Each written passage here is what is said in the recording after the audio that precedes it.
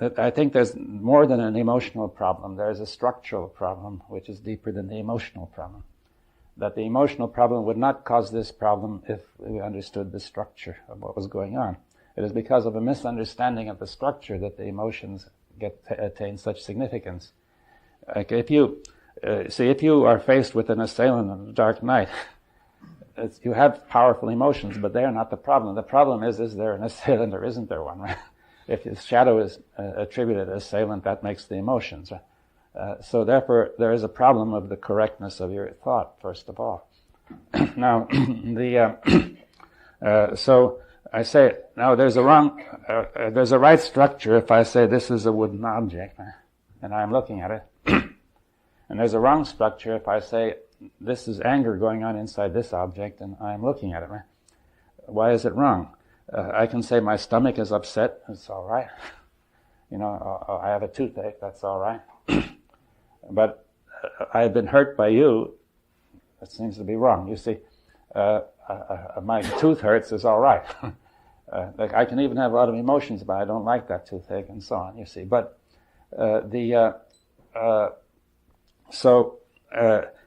there's a mistake going on, a very serious mistake, you see, which is that I am saying that I, who am looking at one object, and the thing I'm looking at is independent, another object, right?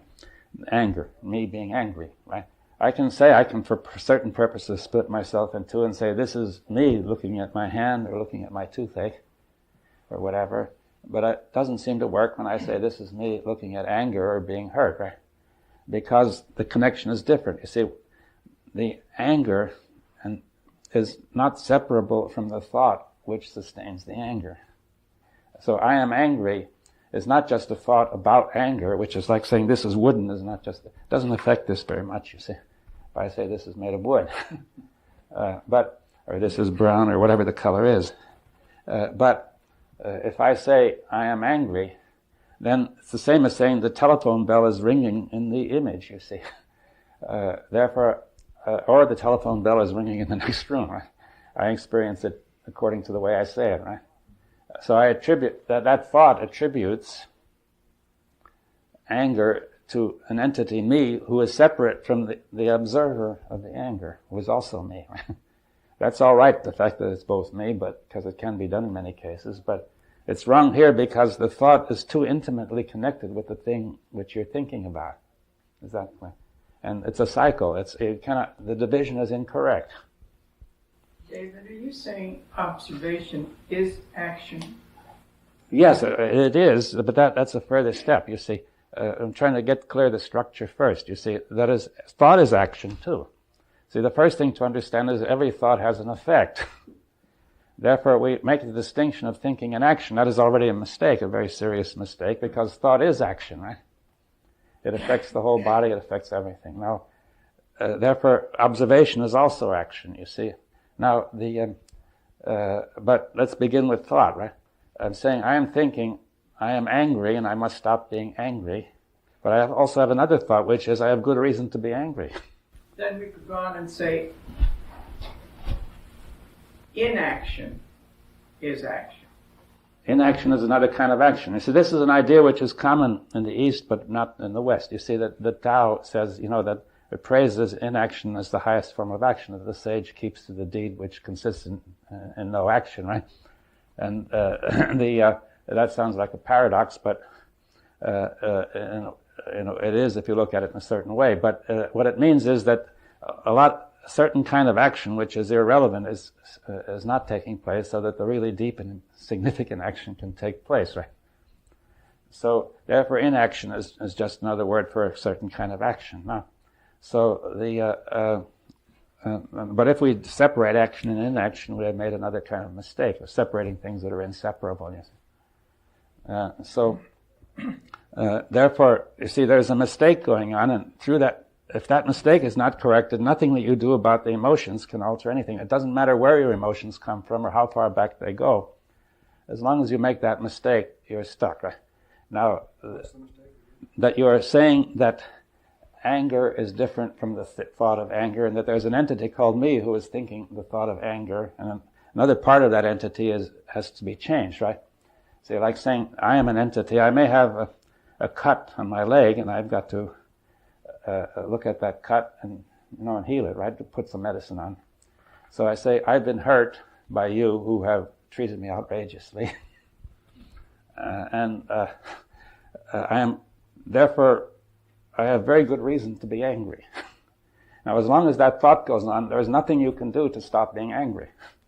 You may say, I ought not to be angry because it's foolish, it's stupid, it's immoral, it's everything.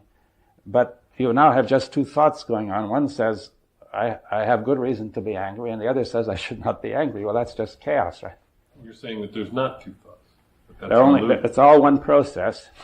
Somehow we have a mechanism that keeps splitting it into small. There's no mechanism. It isn't split any more than the telephone is split between the telephone in the next room and the telephone in the image. You see, nothing happens to anything except the thought is wrong, and that muddles the whole process, right? And the wrongness is that it keeps trying to split itself into smaller and smaller pieces. It's not trying to do anything. It is presenting something which is not true, and the whole system operates according to what is presented as true, right? You see, you may try to make an image. I'll make a sort of a picture that the whole system is watching what you're thinking and acting accordingly. If you present a wrong picture of what is, the system is going to be muddled up, right? You see, that happens very often in ordinary life, that you have a wrong notion of what you're handling and you get all confused, right?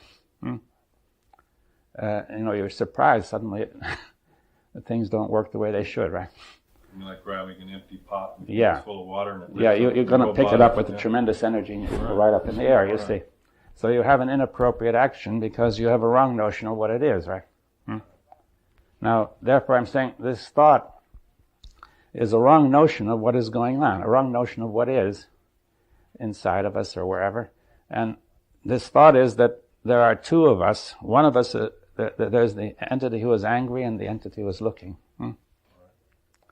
And we experience it that way, but just as we experience that telephone bell in the image when there's no telephone, so we can experience these two entities when there are no entities, right?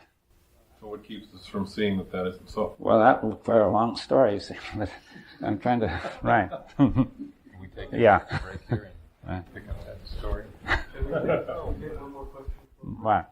Did you say that it is as if the whole system is watching what one is thinking? That's merely a sort of a metaphor, right? Yes, it's curious though, if you couple it or juxtapose it with what the gentleman said a few minutes ago about if I want to watch thought in action, I can't do it. It's not there. No, it's the other way around. Your whole system is watching thought, right?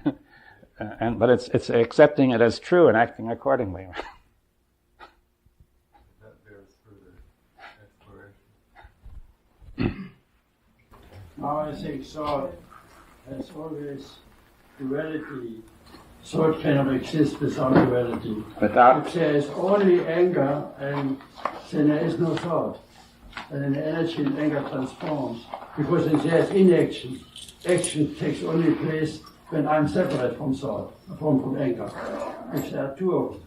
Yes, the problem is why nothing happens to most people when you say that, you see. You see, they're not able to follow it through. But we'll discuss it later, right?